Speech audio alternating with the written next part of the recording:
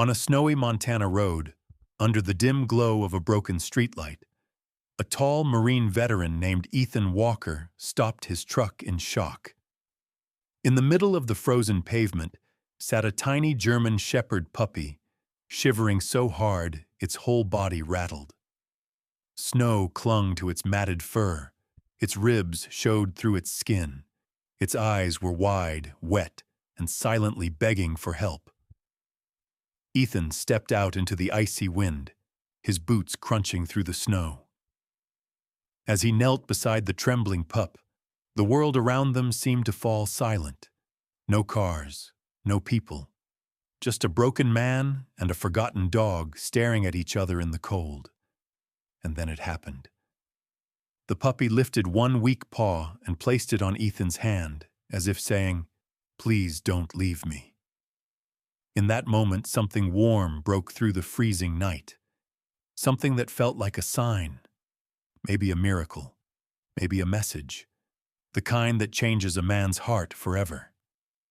Today, you will see how that tiny paw became the start of an incredible journey, one of healing, hope, and second chances. Before we begin, remember to like this video, subscribe to the channel, and share this story with someone who needs a little light today. May God bless every one of you watching. Late autumn had settled over the quiet town of Pine Ridge, Montana, wrapping the land in a cold, melancholic stillness. The sky hung low with heavy gray clouds, and the temperature dipped enough to paint a thin layer of frost over roadside fences. Tall pine trees swayed under the sharp bite of the wind, their needles whispering in restless patterns. The mountains beyond town loomed under a veil of early snow, standing like silent giants watching over everything below.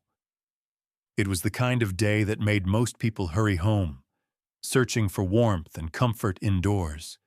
But Ethan Walker had grown used to the cold, both outside and within himself. Ethan drove his old gray pickup along the narrow forest road, the vehicle rumbling steadily beneath him. He was a man in his mid-30s, tall with a broad, muscular frame shaped by years in the Marines. His face was angular and weathered, the kind that looked carved from stone. A faint scar cut through his left eyebrow, and a shadow of rough stubble framed his jaw. His short, dark brown hair was flecked with premature strands of gray, adding to the impression of a man older than his years. His blue-gray eyes, cold, distant, haunted, were the eyes of someone who had returned from war but never truly left it behind. He had been back from Iraq for nearly 3 years, but the memories followed him everywhere. Nightmares, sudden panic when a noise echoed too sharply, an unshakable loneliness that settled in his chest like a stone. Ethan kept mostly to himself, working odd jobs repairing engines or doing carpentry. He spoke politely to people in town, but always maintained a quiet, unapproachable distance. Solitude was easier than conversation, less dangerous, less exhausting. As he drove, Ethan tried to keep his mind blank, focusing on the slow rhythm of the tires over gravel.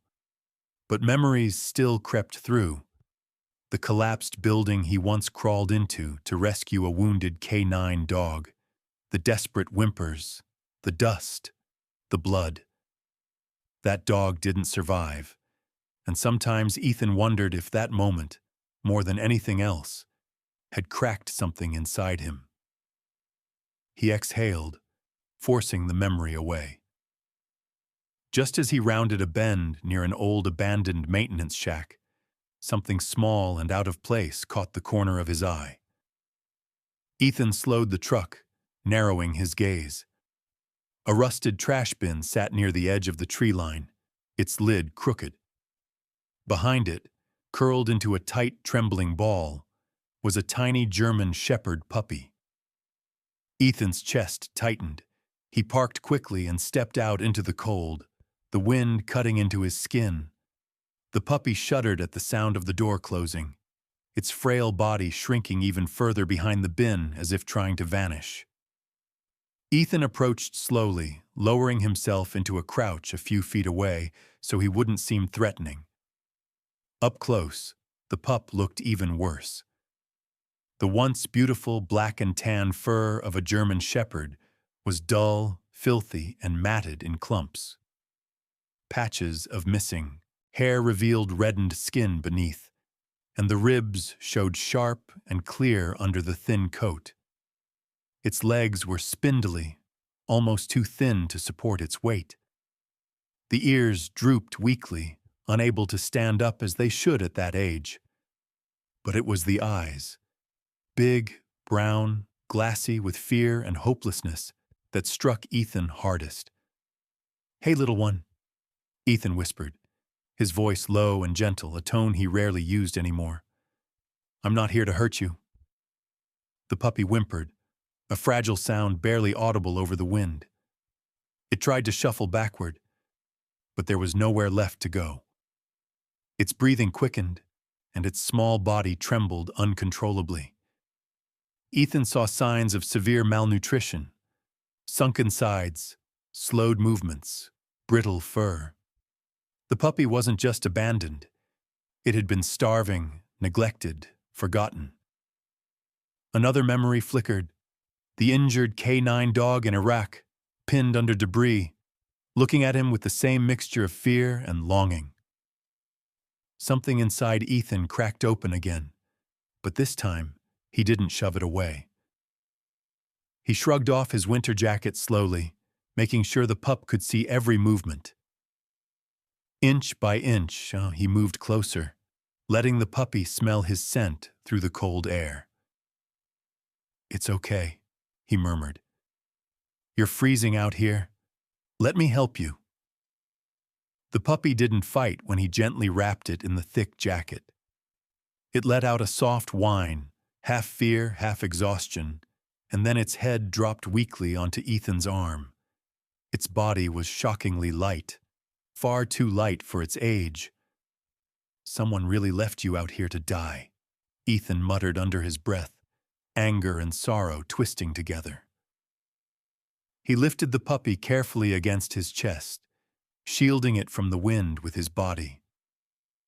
The pup's trembling continued, but a small sigh escaped it, as if being held was something it barely remembered, but desperately needed.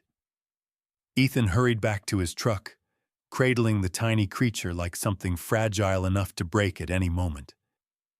As he slid into the driver's seat, he pulled the door shut and turned up the heater. There was only one place to go: Pine Ridge Animal Care, run by Dr. Emily Carter. Emily was one of the few people who still talked to Ethan like he was human. She was in her early 30s, slender, with warm green eyes and wavy auburn hair usually tied in a messy ponytail. She had a natural warmth about her, the kind of kindness that made animals trust her instantly. Growing up, she had been Ethan's neighbor, the girl next door who always offered him lemonade during summer and patched up his scraped knees when they played in the woods. Life had taken them down different paths, but she remained one of the last bridges connecting Ethan to any sense of normalcy. He glanced at the puppy in his arms. It blinked slowly, eyelids heavy, breath unsteady. "Hang in there," Ethan whispered. Then he pressed his foot to the gas and drove toward town, toward the only person he knew who could help save the small, broken life trembling against his chest. The warm air inside Pine Ridge Animal Care wrapped around Ethan the moment he stepped through the glass door, melting the frost that clung to his jacket. The clinic was peaceful in a way that made him slightly uncomfortable, bright but not harsh, quiet but not empty. A faint scent of disinfectant and lavender air freshener hung in the air, mixing with the soft rustle of paperwork and distant beeps from medical equipment. The place always felt like safety to most people, but for Ethan, safety was a foreign language he hadn't relearned yet. Behind the front counter stood Hannah, the vet assistant, who was in her early 20s. She was petite with sandy blonde hair pulled into a high ponytail, light hazel eyes, and a dusting of freckles that made her look younger than she was. She had an upbeat personality, the kind that filled a room effortlessly. Her brows shot up the moment she saw the bundle in Ethan's arms. "Oh, wow. Ethan, is that a puppy? He looks terrible." "What happened?" she asked, her expression instantly softening with concern. "Found him shaking behind a trash bin out by the old maintenance shack," Ethan said. His voice was low, almost apologetic, as if he felt guilty for bringing trouble in. "Is Emily free?" "Exam room 2, Hannah replied quickly. "Go, I'll tell her you're coming." Ethan nodded his thanks and walked down the hallway, the worn soles of his boots thudding gently against the tiles. Posters about vaccinations and pet nutrition lined the walls, but he barely registered them. His focus stayed on the light, fragile weight in his arms. The puppy stirred weakly, giving a small whimper that felt like a knife sliding between Ethan's ribs. Before he could knock, the exam room door opened and Dr. Emily Carter stepped out. She wore navy blue scrubs and a cream cardigan, and her wavy auburn hair was loosely pinned back. Her warm green eyes widened when she saw Ethan holding the shivering bundle. "Bring him in," she said immediately, her tone shifting into the firm gentleness that made her one of the best vets in town. Ethan laid the puppy on the metal table, and Emily slipped on a pair of gloves. She moved with a calm, practiced steadiness, her hands steady even when her face clearly wasn't. She brushed aside the matted fur, checked the pup's temperature, pressed lightly along the thin limbs, and examined the gums with a worried frown. "He's severely malnourished," she murmured. "His bones are soft. Early signs of rickets. And look at this flinching." She reached toward the pup, and it instantly recoiled, its tiny body shrinking into itself. "This isn't fear of strangers. This is long-term trauma." Ethan's jaw tightened. Someone did this to him. "Or just didn't care enough not to," Emily replied softly. "Either way, he's been alone, hungry, and scared for far too long." She prepared a small injection of vitamins and fluid support, explaining every step, even though Ethan didn't ask. She always did that with him, kept talking when she sensed silence turning heavy. First things first, warmth, hydration, small meals throughout the day, and he needs calcium and vitamin D supplements. She paused. He also needs someone patient, someone consistent. Ethan stiffened. "I was hoping you could maybe find him a home," he said quietly. "Someone who knows how to care for a pup like this." Emily's hands froze. She looked up at him. Really looked. Reading the lines on his face the way she used to when they were teenagers, and he tried to hide bruises from rough training drills or grief from losing his father. "Ethan," she said softly, "how long are you going to keep living like this?" His shoulders tensed. "Like what?" "Like a man carrying the world alone," she replied. "Like someone who doesn't believe he deserves company." He swallowed hard and said nothing. Emily carefully placed a warm blanket over the trembling puppy. Then she stepped closer to Ethan, her voice lowering. "You've been through hell. I know that. But maybe this little one can help pull you out of it. Not all healing comes from people. Sometimes it comes from something small that needs you." Her words hit deeper than he expected. Emily continued, "This puppy, he's terrified, hungry, and barely strong enough to stand. But when you walked in, he calmed down just a little.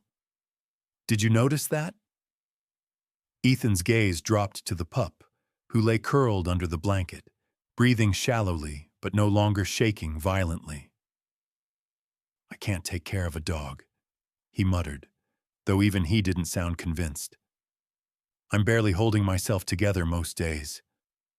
That's exactly why you should, Emily said, her tone gentle but unwavering.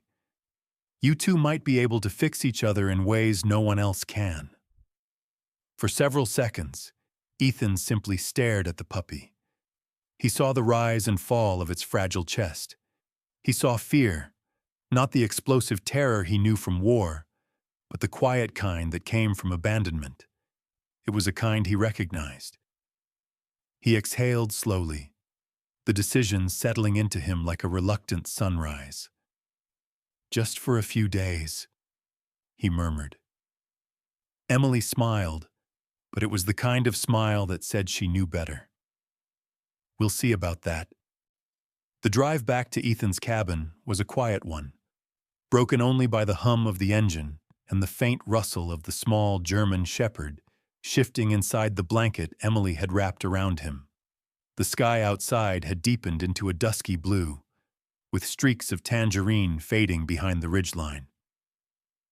The air grew colder as night approached, and frost clung to the edges of the windshield, like delicate crystal fingers.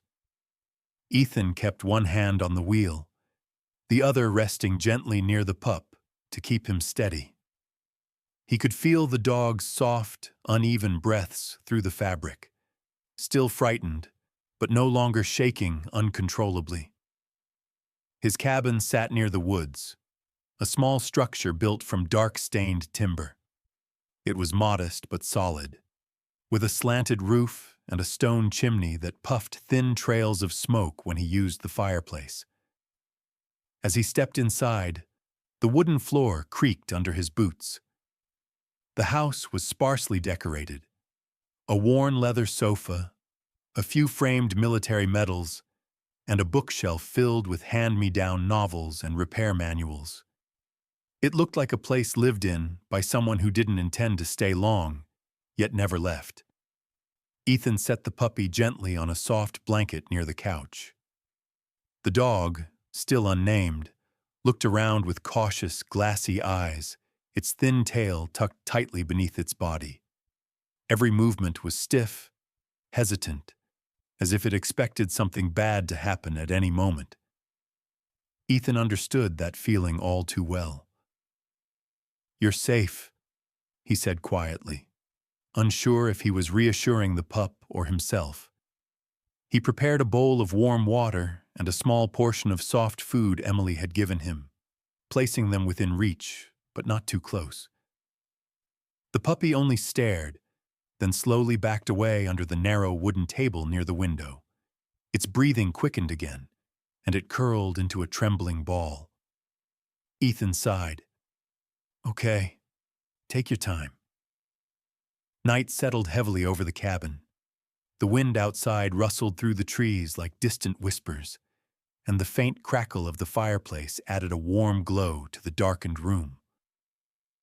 Ethan tried to rest on the couch, but sleep refused to come. His body was exhausted, but his mind spun with restless fragments, explosions flashing like shattered stars, the weight of desert heat, someone yelling orders, someone else screaming in pain. Hours crawled by until the familiar claws of a nightmare pulled him under. He jerked awake with a sharp gasp, his breath ragged, heart pounding violently against his ribs. Sweat beaded along his temples. The room felt too small, the air too thin. His hands shook, and his vision blurred at the edges.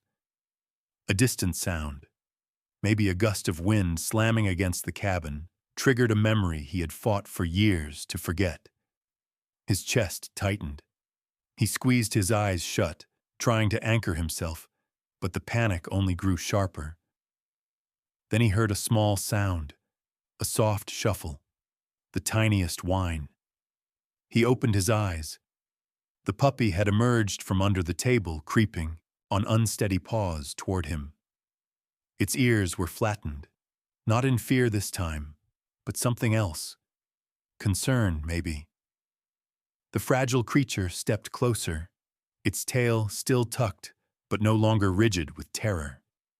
When it reached the couch, it hesitated, studying him with those big brown eyes that held far too much sadness for something so young. Ethan froze, afraid to move and frighten it away. The puppy trembled, then cautiously lifted one paw and touched his hand. The contact was feather-light, almost uncertain, but to Ethan, it felt like a sledgehammer breaking through stone. He felt the warmth of the tiny paw, the fragile trust behind it, and something inside him fractured, something he had kept locked away since returning from war. His breath shook, his hands moved slowly, gently cupping the puppy's paw. The dog leaned slightly against him, its small body pressing into his arm as if sensing he needed the closeness more than it did. And Ethan, who had stared down death more times than he could count, who had survived gunfire, chaos, and trauma, felt tears well in his eyes. He let out a quiet, broken sound. For the first time in years, he cried. Not the silent, hidden tears he sometimes shed alone, but real, trembling sobs, raw, vulnerable, unprotected. The puppy didn't flinch. It didn't run. It stayed beside him, pressing closer, breathing softly against his arm. Ethan whispered hoarsely, "Why are you helping me, little one?" The puppy blinked slowly and rested its head on his leg, as if answering without words. "Because I know what broken feels like." Ethan wiped his eyes with the back of his hand and let out a shaky breath. In that moment, he understood Emily's words in ways he hadn't earlier. Healing didn't always come crashing in with solutions or big revelations. Sometimes it came quietly, on small paws, trembling but determined. Two wounded souls, each surviving in their own way, found comfort in one another, and neither of them knew it yet. But this was only the beginning. The following days settled into an uncertain rhythm inside Ethan's cabin. The little German shepherd, still unnamed but no longer hiding every waking moment, began showing small signs of curiosity. He would peek out from beneath the table when Ethan prepared breakfast, or inch a little closer when Ethan sat quietly reading an old paperback. Yet the slightest noise, a dropped spoon, a gust of wind slamming a shutter, sent him scrambling back into the shadows. Healing, Ethan realized, was not linear. It was slow, hesitant, and filled with setbacks. But for the first time in years, he felt something like purpose. By the fourth evening, the temperature had dropped sharply. Winter was arriving early that year. The sky had faded into thick velvet darkness, and a thin fog rolled through the pines surrounding the cabin. Inside, the fire crackled in the stone hearth, casting warm orange light across the wooden floorboards. Ethan sat on the couch, absently oiling an old pocket knife. It wasn't a weapon, not anymore, but a tool he kept from his service days. Its handle was scratched, the blade dulled, yet it grounded him. The puppy slept near the fireplace, curled tightly into a small circle, the blanket Emily had given them wrapped around his thin body. His breathing was slow and steady now, no longer frantic like the first night. Ethan allowed himself a small, rare smile. Then the world exploded. Not literally, but to Ethan's mind, it was close enough. Outside, the sharp blast of a truck engine misfiring echoed across the clearing, loud, sudden, violent. It sounded too much like the mortar fire he had once lived beneath. The knife clattered to the floor. His heart slammed against his ribs. His vision tunneled. The air thickened. In seconds, Ethan was no longer in his cabin. He was back in Iraq. Dust choking the air, boots pounding the ground, the metallic tang of adrenaline on his tongue, someone shouting for cover, someone else screaming his name, a deafening boom shaking the earth, the smell of burning metal, the weight of a dying soldier's body crumpling against him. Ethan stumbled to the floor as reality fractured. His breaths came in ragged gasps, too fast, too sharp. His hands shook uncontrollably. The walls of the cabin warped, shrinking, trapping him. His mind screamed at him to run, to hide, to brace for impact. But then, a soft, frantic sound cut through the chaos. The puppy, awake, alert. He bolted across the room with surprising speed for his fragile frame, his paws skidding on the wood before he collided gently against Ethan's chest. The dog pressed his body firmly against Ethan, climbing partially onto his lap, pushing his weight downward with trembling determination. His warm, rapid breaths hit Ethan's cheek. He whimpered softly, nudging Ethan's hands, licking his fingers, forcing Ethan's awareness away from the memories and back into the present moment. Deep pressure stimulation, the exact calming technique trained therapy dogs used. But this puppy wasn't trained. He simply knew. Ethan's breathing faltered, then slowed. The trembling in his hands eased.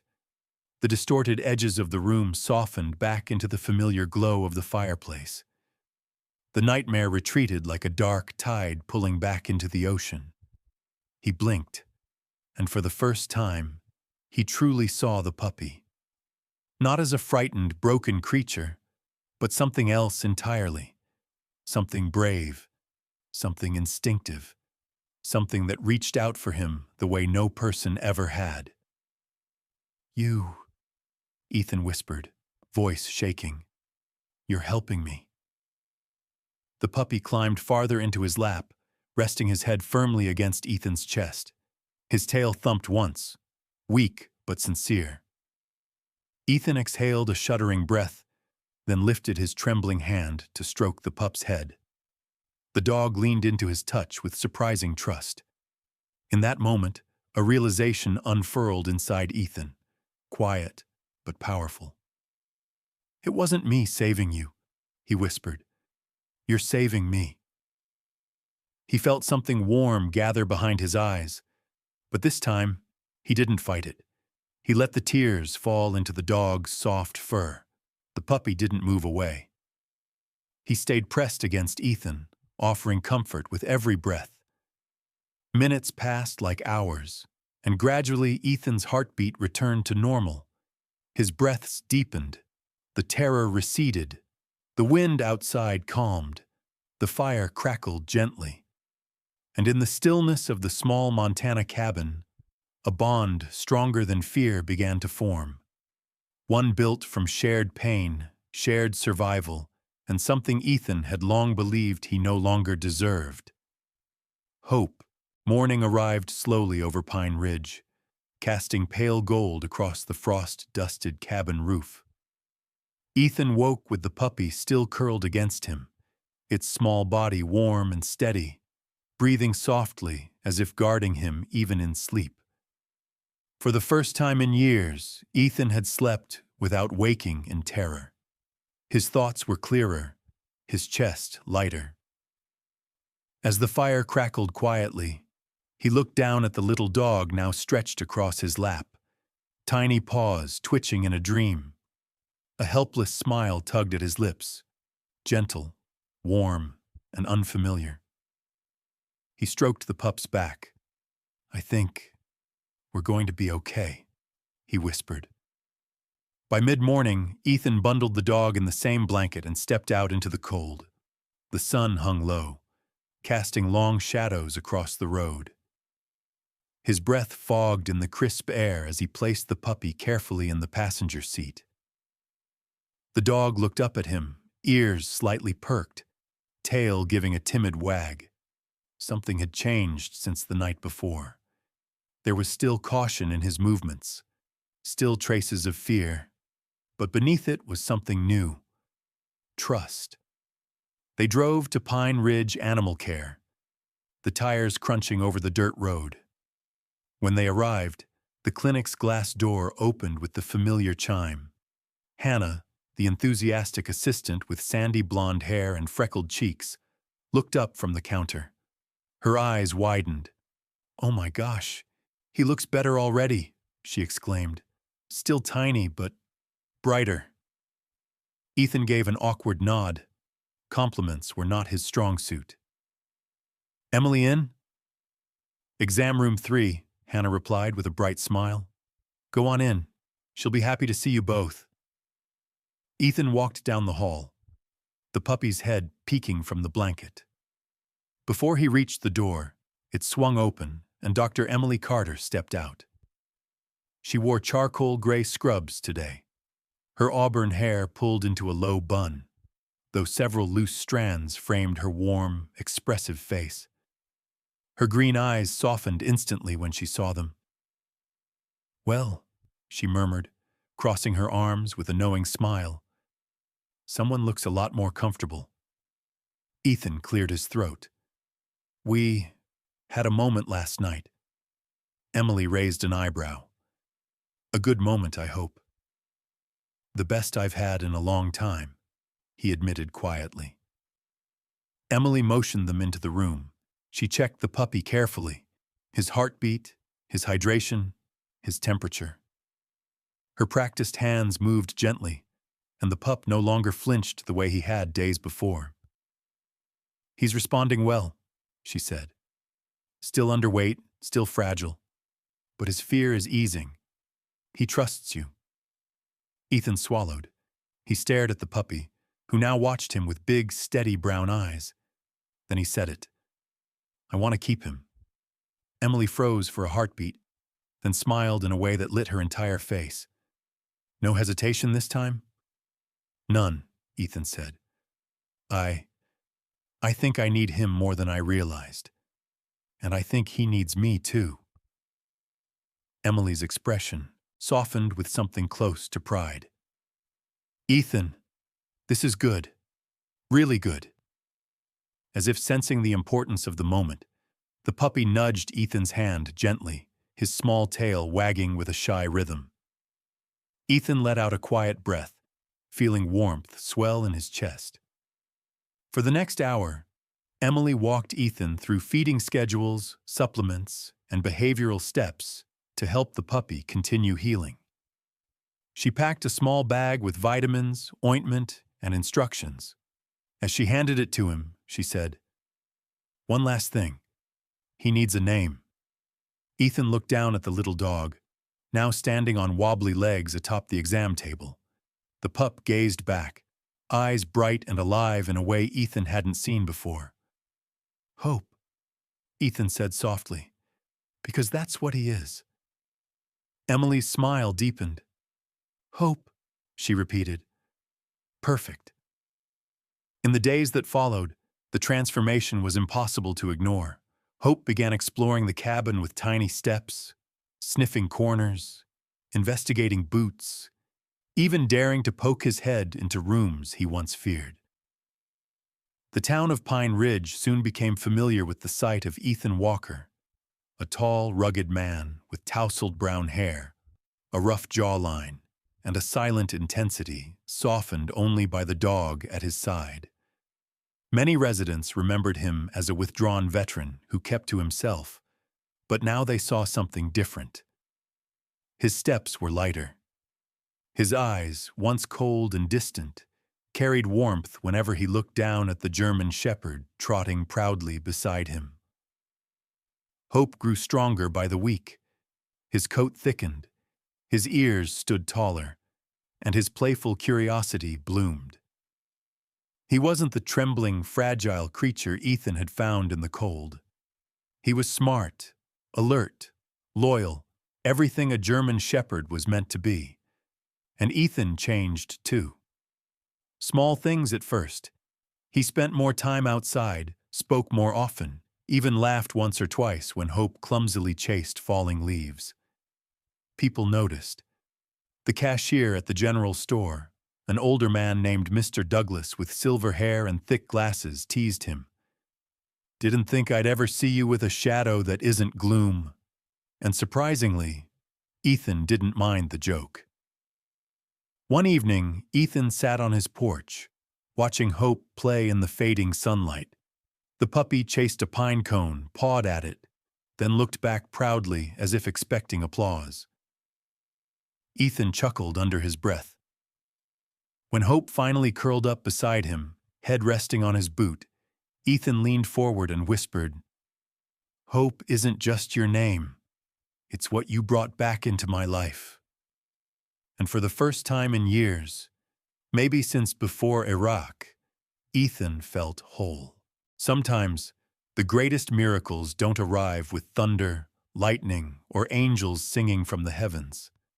Sometimes, they come on small, trembling paws, wrapped in dirt and fear, carrying a piece of God's grace inside them. Hope didn't just walk into Ethan's life. Hope was sent, the same way blessings often appear when we are at our lowest, when our hearts are tired, and when we feel like life has taken more from us than we have left to give. And maybe that is how God works. He doesn't always fix our struggles instantly. Instead, He sends us someone or something that helps us stand back up. A reminder that love heals. A reminder that we are not alone. A reminder that even broken souls can shine again. Just like Ethan found hope. Maybe hope is waiting for you somewhere too. In a moment of kindness. In a person you've forgotten. In a small gesture that changes everything. So wherever you are watching this, may God bless you, may He hold you close, and may He send you your own miracle right when you need it most. May God bless you and your family today, tomorrow, and always. If this story touched your heart, please share your thoughts in the comments below. I love reading your stories. Give this video a like to help it reach more people who might need a little hope today. Subscribe to the channel so you never miss another heartwarming story. And if you believe in miracles, big or small, if you believe God still works in mysterious ways, then share this video with someone who might need a reminder tonight. God bless you all.